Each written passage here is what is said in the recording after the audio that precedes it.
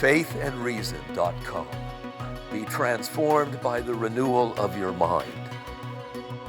Hello, my name is Professor Helen Alvaré. I'm a professor of family law and law and religion at George Mason University in Virginia.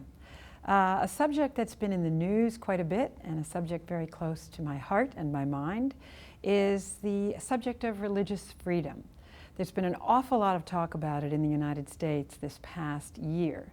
Now, Americans are very prone to misunderstanding religious freedom based upon a little phrase that's often used to describe the state of it in the United States, the separation of church and state.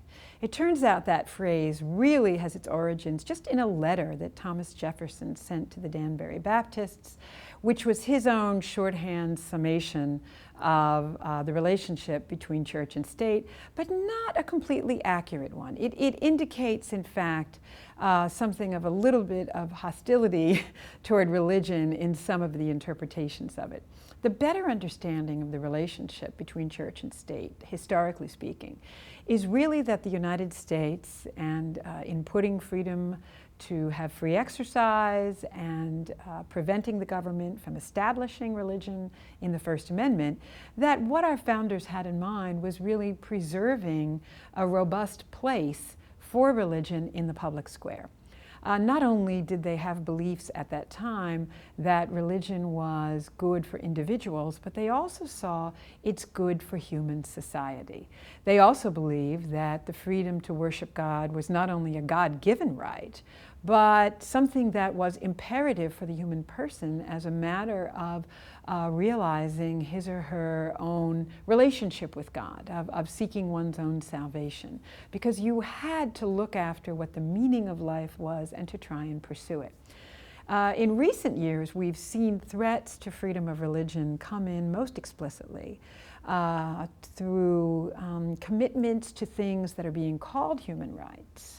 Things like churches having to pay for contraception for their employees, or Catholic hospitals having to go along with performing abortions, or religious institutions having to acknowledge or dispense rights based on a recognition of same-sex marriage.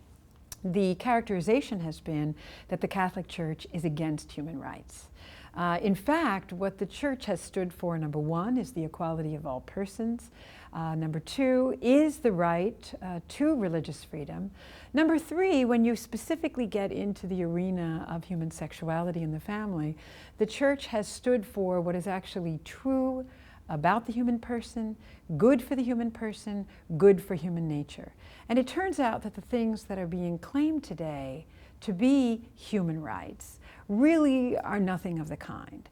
They are an attempt to redefine marriage so that it is completely unrelated to either the physical bond between the couple and their commitment to serve the rearing of children in a long-run relationship. Their commitment to a certain view of human sexuality really is related to upholding the dignity of the human person, particularly preventing the objectification of women. And of course, their commitment against abortion is because of their deference to the scientific and common sense understanding that abortion is the taking of human life. And so this whole attempt to say that religious freedom is against human rights is really quite false. The Catholic Church is simply standing for principles that have been understood to be the upholding of human rights and dignity as American society, and indeed human beings generally, have understood through history. Thank you so much. faithandreason.com, an initiative of Franciscan University of Steubenville.